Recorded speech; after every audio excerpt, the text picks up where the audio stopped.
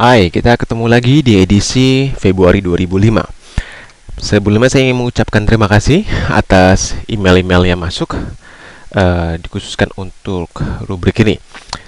Ada dua pertanyaan yang saya angkat ke dalam kasus di dalam Februari 2005 ini. Pertama adalah dari Agus Trisno. Saya mau bertanya, bagaimana supaya hasil render saya di 3D Geomax bisa nyata atau real? Tolong beri petunjuk. Dan pertanyaan kedua, hai Mas Dedi, saya lihat beberapa hasil karyanya Mas pakai V-Ray. Itu merupakan sebuah software plugin buat Max. Jadi bisa tidak kasih tutorialnya di edisi mendatang, terutama di lighting yang mendukung photorealism. Dua pertanyaan ini mempunyai hubungan satu sama lain. Dan saya akan mencoba untuk menjelaskan di dalam konteks real yang dikatakan oleh Agus Trisno. Bagaimana menciptakan hasil real di dalam Max. Sebelum Anda mencoba untuk melakukan kondisi ini dalam aplikasi 3D Max, maka Anda harus mengetahui terlebih dahulu definisi realistis atau nyata atau real di dalam sebuah gambar. Di sini saya mencoba membagi berdasarkan 4 kategori definisi. Bagaimana suatu gambar itu atau suatu hasil render Anda nantinya akan terlihat realistis. Anda harus mengacu terhadap konteks definisi ini. Pertama ada definisi model.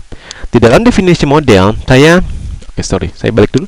Dalam definisi model, saya mencoba untuk membagi berdasarkan 4 buah kategori objek yang akan terlihat lebih menyerupai elemen aslinya. Pertama adalah kategori rigid, kedua soft, ketiga cloud, dan keempat scattering. Apa itu? Di sini saya mencoba mengambil dari sebuah survei yang dilakukan oleh Red Pixel terhadap bentuk-bentuk realita yang terlihat yang nampak di dalam sebuah gambar. Di sini kita bisa mendefinisikan bahwa bola basket ini itu merupakan benda rigid, benda padat, walaupun dia tercipta dari sebuah sphere bila Anda lakukan di 3D Geomax. Benda bantal ini merupakan soft body. Bagaimana kita bisa mendefinisikan bahwa ini adalah benda yang soft, ini adalah benda yang rigid? Anda akan terlihat dari bentuk interaksi keduanya. Dan kita akan melihat ada suatu benda yang sangat random, sangat banyak, yang mengumpul di satu area. Istilah ini dinamakan scatter. Berarti bila Anda mendapati istilah tersebut di dalam 3D Geomax, yang juga bisa Anda dapati itu, Anda akan melihat istilah scatter adalah istilah yang mengacu terhadap bentuk banyak, yang random, yang mengumpul di satu area. Ini adalah istilah scattering. Dan kita juga bisa melihat ada sebuah handuk yang dilemparkan. Kita bisa mendefinisikan bahwa ini adalah benda yang menyerupai kain. Dan definisi kain tersebut bisa Anda aplikasikan ke dalam reaktor cloud yang sudah saya bahas di edisi 2004. Nah, ini adalah bentuk gambaran bentuk yang bisa kita jabarkan dari sebuah foto bahwa benda ini adalah benda kain, benda ini adalah soft, benda ini adalah rigid. Ini adalah suatu pengembangan dari pemikiran Anda terhadap benda, bagaimana merealisasikan benda di bentuk di foto seperti real, dan saya juga bisa membuat real dalam bentuk di 3D. Dalam hal ini dalam konteks model. Kemudian kita masuk ke definisi kedua, adalah definisi dalam kamera. Apa yang terjadi bila Anda melihat suatu objek yang direkam dari balik kamera? Pertama adalah suatu efek lens flare. Apa itu efek lens flare? Seperti yang Anda lihat di dalam foto, juga dikeluarkan oleh Red Pixel, di mana bila Anda melihat sebuah cahaya yang terkena langsung oleh lensa, maka Anda akan melihat di balik lensa tersebut ada sebuah bentuk yang mewakilkan biasan dari cahaya, menampakkan lens flare. Mungkin Anda akan melihat seperti dot-dot seperti ini yang muncul, atau sebuah streak-streak seperti ini yang muncul. Itu adalah kategori lens flare. Oh, berarti bila Anda ingin melakukan sebuah konteks nyata di dalam 3D application, dan bila benda tersebut atau kamera Anda terlihat di depan sebuah sinar, maka Anda otomatis harus memikirkan kondisi tersebut yang kita namakan dengan lens flare. Kondisi kedua adalah depth of field. Setiap Anda melihat dari balik lensa, atau juga mata Anda, itu termasuk juga kategori lensa alami, maka bila Anda mencoba untuk fokus ke dalam satu areal, secara tidak langsung Anda memblurkan areal yang lain. Ini dinamakan depth of view. Seperti Anda lihat di kasus ini adalah sebuah trali yang kita fokuskan ke dalam trali mata kita. Tetapi secara tidak langsung Anda mencoba memblurkan, secara otomatis diblurkan area yang di luar area fokus kita. Ini dalam kategori deep of field. Berarti bila Anda mencoba memasukkan melihat sebuah objek dari dalam kamera dan Anda ingin memberikan definisi kedalaman, jangan lupa Anda harus memasukkan elemen deep of field ke dalam komposisi gambar Anda.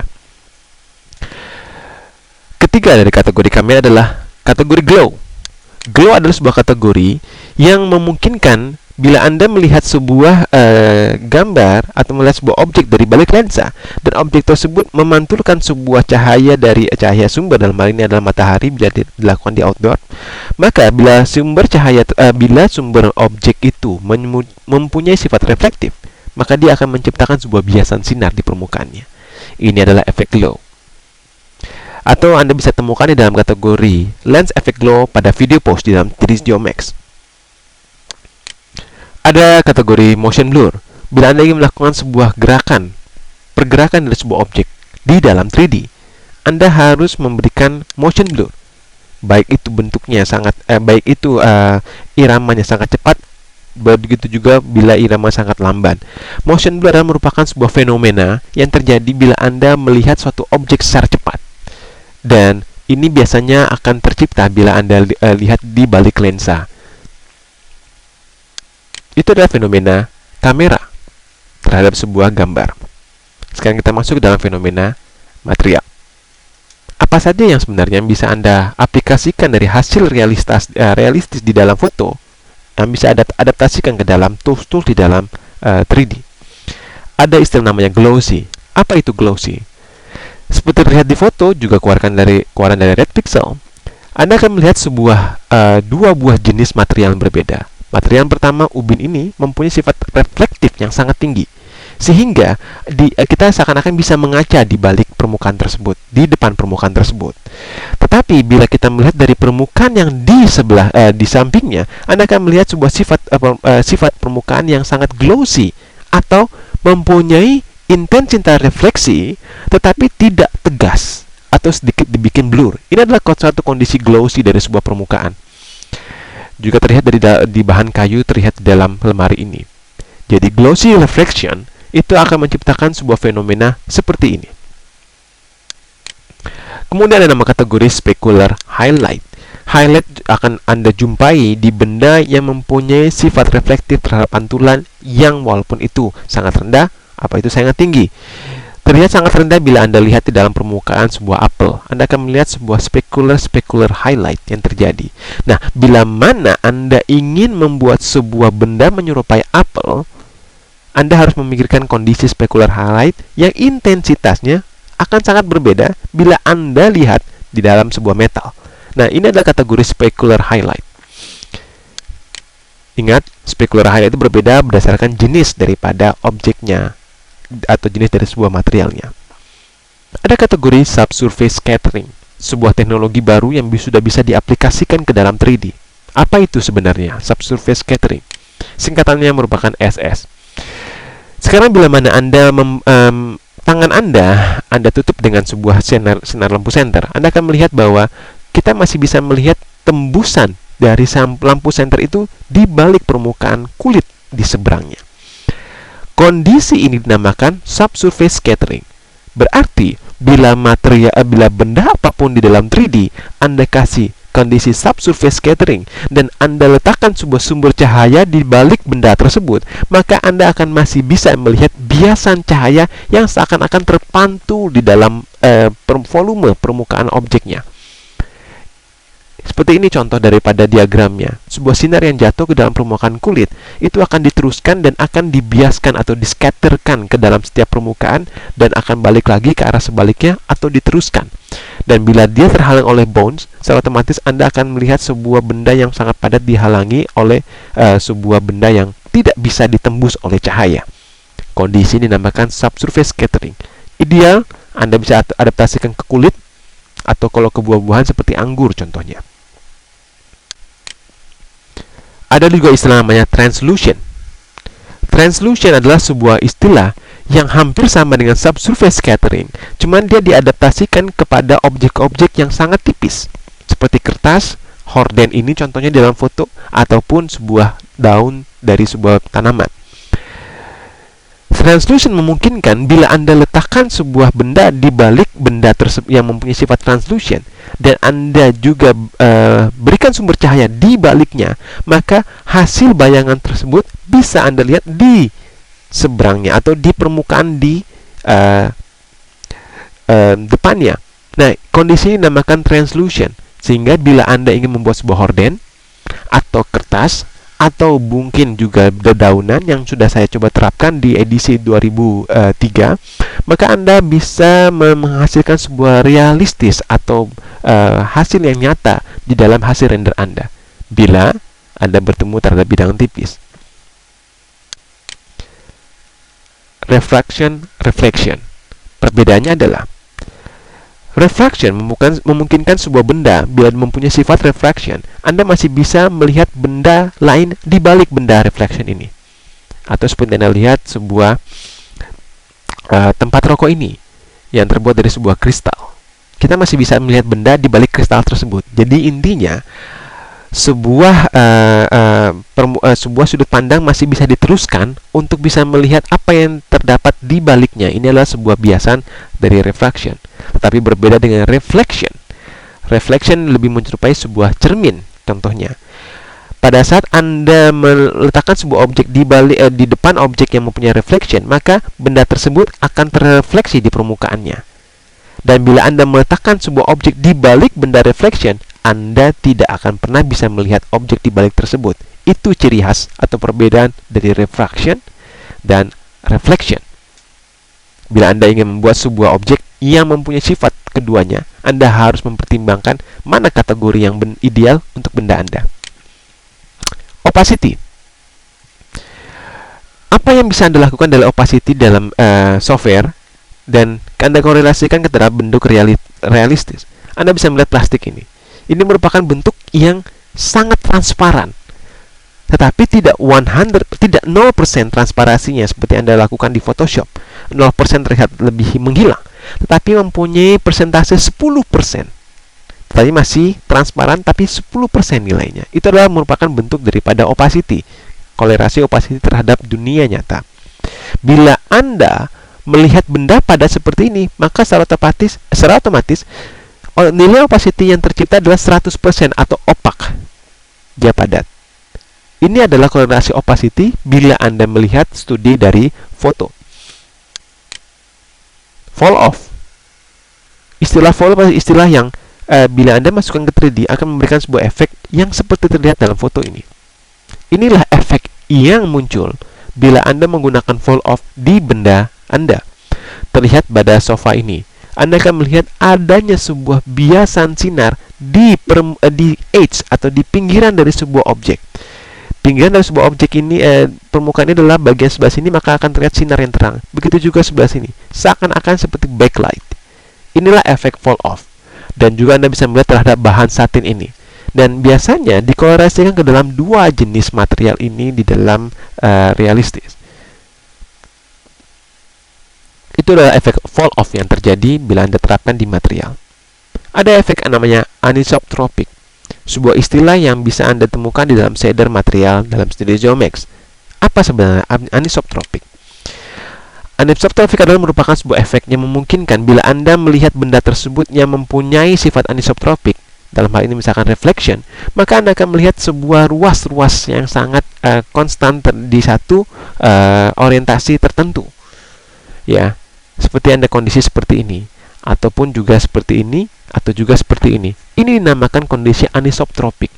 Seakan-akan bayangan yang tercipta di permukaan tersebut tertarik ke satu arah. Bila Anda kolerasikan ke dalam kategori rambut, Anda akan melihat sebuah highlight sebuah rambut itu tercipta dengan anisotropic effect, seperti yang terjadi terhadap benda ini. Hampir sama. Anisotropic memungkinkan Anda dapat menghasilkan sebuah efek seperti yang Anda lihat di gambar. Bump and displacement. Apa perbedaan keduanya? Kita bisa lihat di sini. Ada sebuah konteks bump. Ini adalah bump bila Anda terapkan di dalam 3D Geomax atau software 3D aplikasi yang lain. Dan ini adalah kategori displacement. Apa perbedaannya? Bump itu lebih cenderung memberikan kesan kasar, tetapi dengan permukaan yang sangat-sangat flat. Misalkan contohnya, Di sini terlihat permukaan ini adalah flat seperti ini, tetapi masih terdapat sebuah kekasaran di antara permukaannya. Ideal dan cepat bila Anda pergunakan di bump. Tetapi bila ternyata permukaan Anda harus membutuhkan sebuah elevation atau ketinggian satu sama lain yang berbeda dan randomize tergantung dari settingan permukaannya, maka ini dinamakan kategori displacement. Anda akan bisa melihat perbedaannya di saat nanti masuk ke dalam aplikasi di 3D. Fresnel effect. Ini dimaksud dengan Fresnel effect. Bila Anda melihat sebuah bodi dari permukaan mobil, pengertian dari Fresnel adalah benda yang dekat. Bila berdekatan dengan benda yang mempunyai sifat Fresnel, dalam hal ini adalah reflection, maka benda tersebut akan kuat refleksinya. Semakin jauh benda tersebut dari permukaan, misalkan permukaan mobil ini, maka semakin blur hasil refleksi yang tercipta. Begitu juga semakin jauh kan semakin tidak jelas yang terjadi. Inilah efek Fresnel. Sehingga efek yang didapat adalah mempunyai kedalaman di dalam sebuah refleksi. Itu adalah kategori Fresnel. Kita masuk ke kategori lighting. Di kategori lighting pun Anda bisa membedakan. Saya mencoba menjabarkan berdasarkan 5 buah kategori. Photometric light. Apa itu photometric light?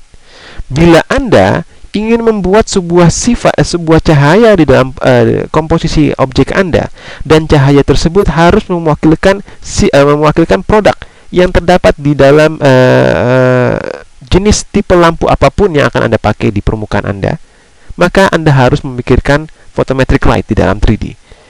Di dalam photometric light Anda bisa membedakan bahwa sinar lampu ini mewakilkan lampu bohlam ini, jenis ini dari pabrikasi ini. Sinar biasa lampu ini akan mewakilkan bohlam ini di jenis pabrikasi ini. Itu adalah kategori photometric light.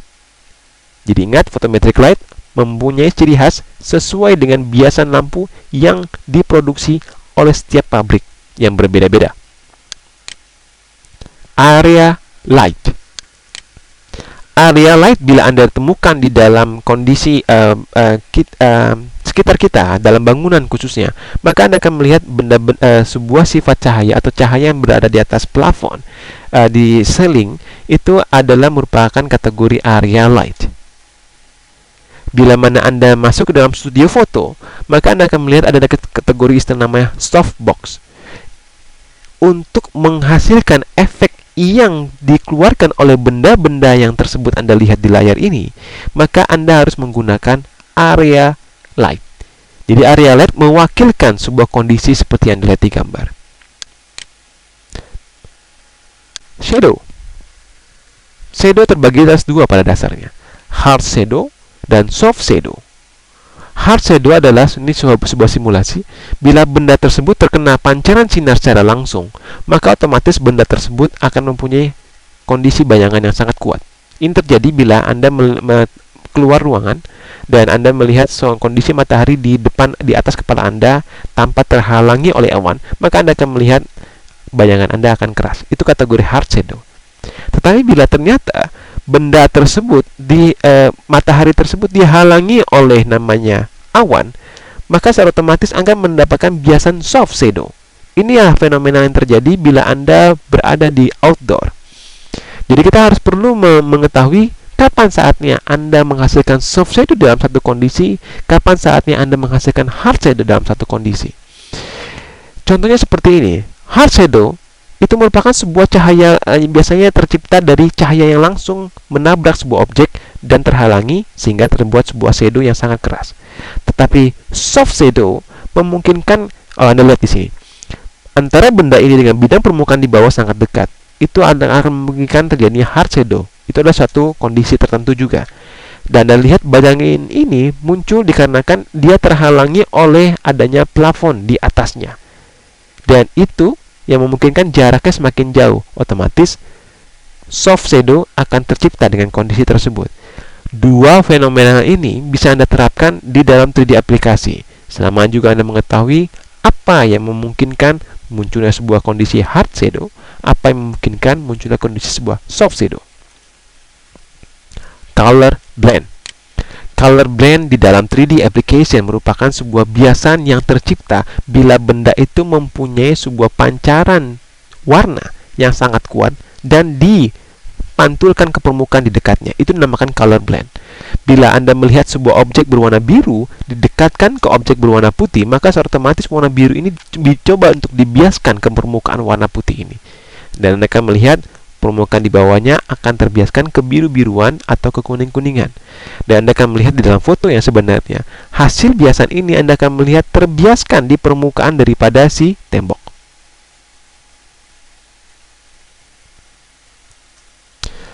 Dan yang terakhir, kaustik.